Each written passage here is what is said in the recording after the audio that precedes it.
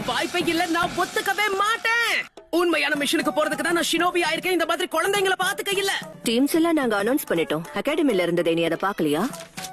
இத பாருங்க, அது என்னுடைய பிரச்சனை கிடையாது. எனக்கு நிறைய ட்ரைனிங் இருக்கு, நான் போகணும்.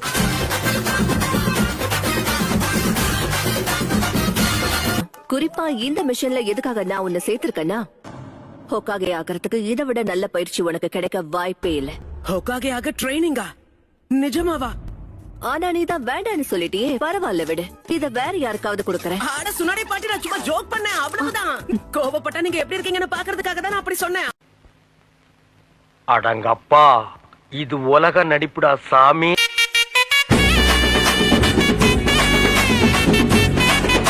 எப்பவுமே ஒரு தினசா இருக்கான்.